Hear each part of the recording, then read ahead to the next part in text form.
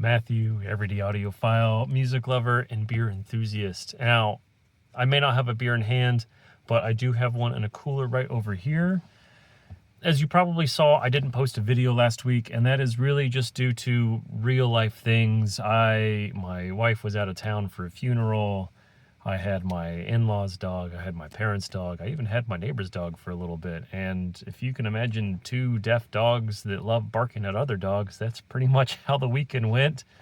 And it really prevented me from focusing on the things that I love, like music. I was on kid duty, so I was watching both kids and taking them to baseball games. But after taking a week off, I feel energized and I feel ready to talk about this week's topic, which is another audio get-together. Unfortunately, last week, because of everything that transpired, I missed the audio meet at Justin's place with his Karma Exquisite MIDI 3.0 speakers. He moved into a new space, and from what I heard, it was a sweet sounding system.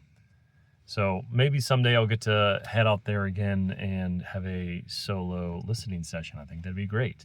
But now, today, is Skipfest. So Audio Thesis, Skip, once or twice a year, he hosts a little Skipfest, a festival, to show off either new speakers or just have all of the audiophiles in the group just kind of get together and, just shoot shit for a few hours.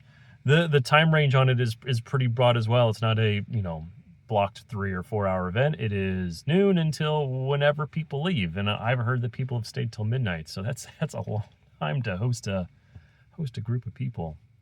But I'm going to go ahead and walk on in. I'm going to take some pictures, and then I'm going to meet you back in the chair, and we're going to talk about my experience and the systems that I listen to. So until then, I'll see you in a sec. Okay, we are back, and as always, we have to have a beer. Now, seeing as we are getting into the fall, I've decided to open this one up with the ever-popular Founders Porter. It's usually available everywhere, and it's, for what it is, it's pretty good. It's not my favorite porter or stout, but it definitely gets the job done, and if you are going to have a stout, you need to use a snifter. That's just the rule. They pour so dark, and they are really, really nice to drink. That is for sure. Definitely a winter beverage. Yeah, that's going to be nice to finish off later. Okay, Skipfest. So a lot of things have happened in this last couple of days. We'll talk about Skipfest. We'll talk about what the system is looking like right now. And we'll talk about some things that I finally have decided to purchase that will be coming in the next couple weeks, hopefully. First, let's start with Skipfest. So, Skip of Audio Thesis, he is the distributor for Rosso Fiorentino. So I have the Sortaldos, and I think they're wonderful speakers. He is the distributor for Norma Electronics or Norma Audio. Both of them are based out of Italy. Those two companies work really, really well together as far as electronics and speakers are concerned. So I'm hoping to have the Norma IPA 80 in here. It is their entry-level, full-size integrated amplifier. It sounds so good. So we'll see if I can get one in. But he was also showing the new Arno 20 speakers from Rosso Fiorentino. And when I first heard them, I really wasn't too sure. Like, they didn't strike me as something that I would want to have in my household. But it wasn't until I finally sat down and listened to my few reference tracks that I use. So it's usually one track from Doug Burr. I have been listening a lot to Sarah Bareilles. Probably butchered that. Her live performance, and that also sounded splendid on these speakers. And then usually I'll throw something that is a little bit more testing of the bass. By the Dirty Projectors, I usually play Gun Has No Trigger. Now that track in and of itself, it has no dynamics to speak of. But it does a lot to test the quality of the bass output of a system. How quick is it? Is it rounded off? Or is it very sharp and well defined? is a little bit different than testing a track for texture. I think you need 2 separate tracks to test those. It's too hard to do that in one single track. But these are the 3 tracks I played, and over the course of those 3 tracks, I kind of fell in love with the system. It was so simple what he was using. The Arno 20s with the Norma IPA 80, and then he had Silent Angel's streamer DAC and their network switch and linear power supply for their gear. And that in and of itself is probably a $30,000 system. So it's not cheap, but it is a very good system. It's a system that I think most people would be very happy with. A lot more bass than I was expecting out of a stand mount speaker. A small stand mount speaker at that. One thing, though, that you can't... I told him this, you can't judge the system by too seriously, is that he did have a full loom of turnbull cable in there. With the prototype power conditioner, you're looking at $150,000 to $200,000 in just cables. So not a realistic companion to a system that costs $30,000. That said, though, it did sound great.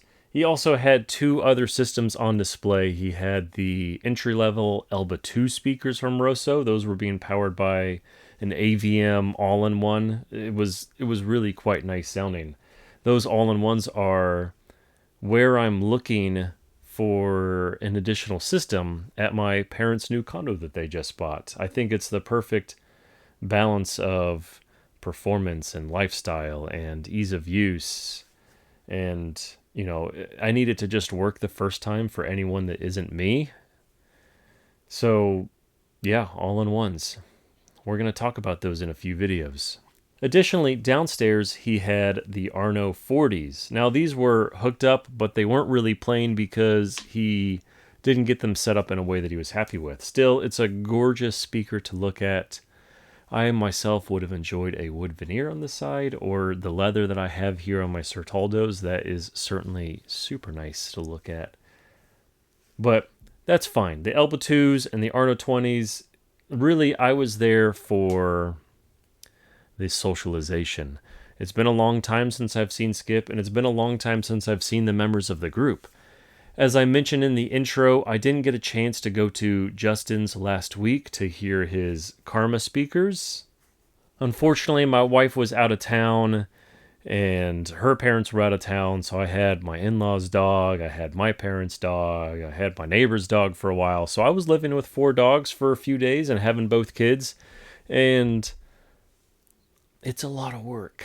You forget how nice it is to have your other half there to take care of things as well, that you really don't have time to listen to music. You don't have time to do any of the niceties that you want to do. And that's why I didn't put out a video last week. It wasn't just that I missed Justin's. It was that I just simply didn't have the time, and I needed a whole week to reset. And truly, I didn't get to listen to any music until Thursday or Friday of that week. That said, though, back to Skipfest. It was super nice seeing Skip and super nice seeing everyone else in the group. And Skip, thank you for having us. He just moved into a new house and it was gorgeous. He's having a few issues, as anyone does that moves into a new house. But by and large, it was really nice being there, and I hope to go back soon. Let's move on to the next topic. What is the system currently looking like? So I have this 6v6 amp that I've talked about maybe 6 months ago. And while it sounds wonderful, the one issue that I have kept on having with it is that one of the tubes would be burned out. You know, buying the cheapest Electro-Harmonix 6v6s because I need 12 of them. So no matter what, it is $400 to $700 in tubes just to outfit it and make it play. Twice in a row, the tubes that it came with and then the replacement set that I bought, a tube shorted and just stopped working. So I bit the bullet and I decided to buy a tube tester finally. And I think this is going to be what I use from now on. Instead of buying a dozen matched tubes, I'm just going to go ahead and buy 2 dozen unmatched tubes, 3 dozen unmatched tubes, and make my own match. I think it's going to be far cheaper that way, and especially when it comes to NOS tubes, I'm going to be able to buy bulk and continue building up my collection in the background. I have about, I don't know, I want to say 600 or 700 tubes behind this couch, and they all sound different. And it's really just because those tubes from the 40s, 50s, 60s, and now 70s are starting to get even harder to find at a reasonable price. Now, if you only care about new production tubes, there are a lot of brands that make great tubes, like Ray Tube or PS Vane makes great stuff. Western Electric if you need their 300B, or you could go on the expensive end and look up the Cryotone tubes. Those are a pretty penny. 12 for my amp would be $2,500. Someday maybe I can get them to send me that many tubes. So yes, I have this 6v6 amp in the system right now. It is sounding absolutely glorious. I forgot how clean it is. It is as quiet as any other amp I've heard, and it has bass grip like you would never believe. Another thing that it has going for it is that 6v6 sound. Usually you see those in the Fenders, right? This isn't the 6L6 that has that 15 to 20 watt output. This is the 6v6, so it's about 5 watts. You get about 14 watts in a push-pull. So when you put 3 push-pulls per channel, that equates to about 40 watts, give or take. This amp has more headroom than any other tube amp that I have, but most importantly, it has bass grip, unlike any other amp that I have in my system.